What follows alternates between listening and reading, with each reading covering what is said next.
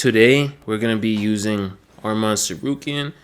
One of my viewers was asking me, to do the showcase. So I decided to make this my first showcase of the week for UFC 311 on how to use Arman Sarukian. This is basically a showcase of fighters when they're about to fight. Something I like to do. Kind of talk about the matchup a little bit. Show you how to use the fighter as we hit him with a nice 4-star axe kick. He got that from his Charles fight, so he has a really great axe kick. So definitely want to mix those in there. Hit him with a nasty block counter, drop him. And that's it. But yeah, he has very fast kicks. He has crazy legs, along with like 94, 95 kick speed, so that's +3 on his kicks. So he has extremely great body kicks, great head kicks, a really nice axe kick. He's not the greatest boxer, so for the most part, you do want to do your damage with your legs. I would say that's a better way to use them, kickboxing-wise. And, of course, your wrestling. You have to be wrestling with Arman to use him very effectively because, in a game that's primarily a boxing-dominant game, to have lower power and move levels with your hands puts you at a major disadvantage in competitive play or playing someone that's better or as equally skilled as you. So you definitely want to be a pretty decent grappler, because if you're not, you can't use Arman as effective. Arman has 95 ground striking, 98 submission defense, very high takedowns, very high top control. Submissions aren't the greatest, but they're still pretty good. So using most effective on the ground, definitely want to be ground and pounding. He has really great ground and pound at around 95. So mixing in that kickboxing along with changing levels and bringing people to the ground, that's going to be the best, most effective way to use Arman Sarukian because he has blazing fast kicks. As we tap out Khabib. And as for the matchup, I did watch a little bit, some of the highlights and the breakdowns. It was an extremely competitive fight. That was Arman's UFC debut, and it was short notice. And Islam had a full camp before, Arman filled in, and Arman still made it that competitive. So that just makes me even more excited for this matchup. The pure, wrestling we're going to see out of Arman, and the jiu-jitsu and judo and, the cage takedowns, all that stuff we're going to see from Islam, watching them go at each other is going to be amazing. I'm hoping it's like the Volk versus Islam 1 fight where it's just so equal and it's like one of the most beautiful fights you'll ever see. Because to me, that was one of the best fights ever. Maybe not for a casual, eye, as far as in like, getting knocked out or multiple knockdowns or something like that, but displaying like the highest level like martial arts between every category as far as in boxing, kickboxing, wrestling, judo, and all this stuff all blending together and them being so equally matched made it amazing to watch. But definitely the keys to winning, I think for him, is definitely switching up. I believe in the first fight he was throwing a lot of head kicks, I believe. And then he started switching to like a big wrestling approach. Even though he should have started using his kicks more. Probably costed him the fight. But hopefully, he tries that game plan in the rematch. From what I've seen, a lot of footage, he does like to kick the head a lot. So mixing in a lot of those body kicks and then, changing levels, setting up different kicks.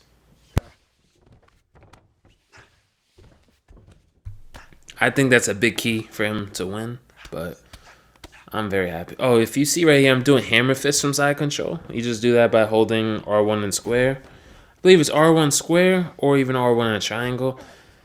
They're a bit faster than the elbow, but also what's really cool about them, yes, you can cut people with elbows. I could cut people with the hammer fist, but the only thing the elbow can't do is create a mouth or nose injury. Those hammer fists from side control and everything like that, and even some of the ones where you do it from half guard, they can break the nose and cause a mouth injury. It's very important to do because once you give them the lung icon, their short-term stamina recovers slower. So it's forcing them to fight at a slower pace, and if they don't, easy to counter them, knock them out, things like that. So definitely employ that into your grappling for sure.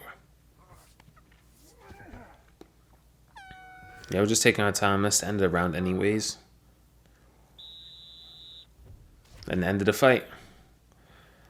On to the next. Got Justin Gaethje. Got wild Justin Gaethje. I guess you always expect that from Gaethje players, man. Come out wild. Come out guns blazing. But Arman's pretty cool to use. I preferably like Islam. I think he has better reach. I'm not too sure.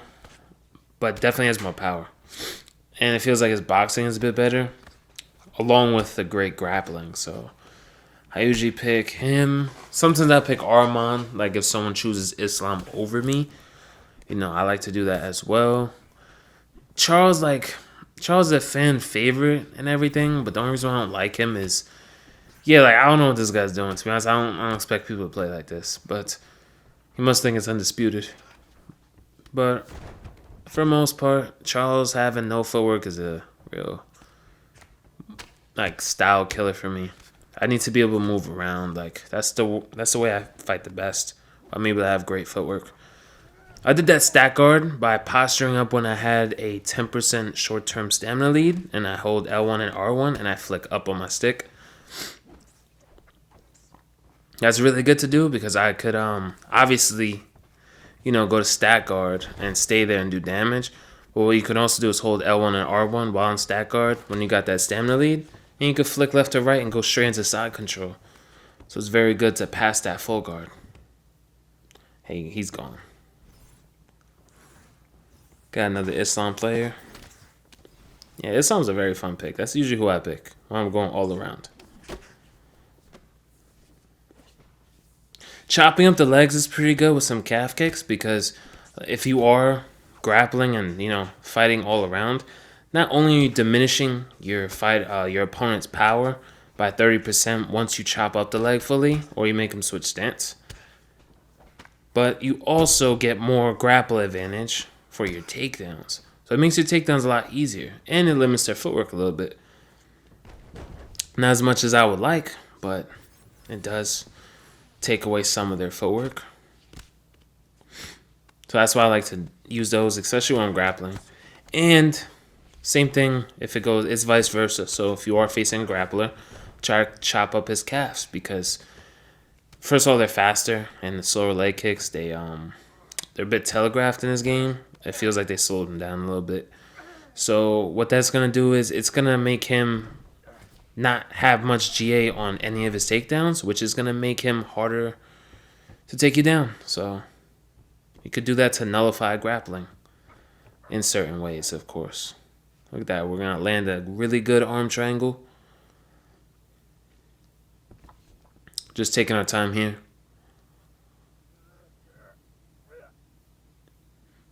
Yeah, we're going to posture up. Man, I don't know where some of these people get their Wi-Fi from, but oh my.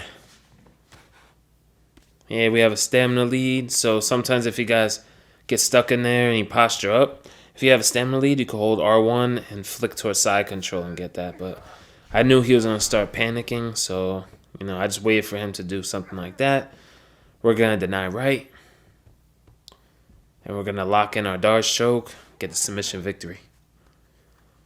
Just like that. On to the next one. We got Paddy Pimblett. Don't really see his pick all too often. Like that, we're going to pull counter right there. Just taking our time. Every player is different, so you always got to take your time, make your reads.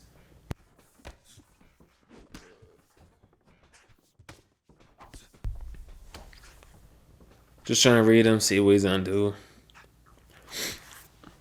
Even if you guys feel like you're better than the player, never rush. We're going to submission counter with the Von Flute. So since he went up, not every fighter has this, by the way. He does race out of it. But you hold L2 and R2 and you flick whatever direction they're going. He was going up, so I held L2, R2, and I flicked up. And I performed the Von Flute counter. So we're just going to posture up, try to rain down some damage, because we do have 95 ground striking.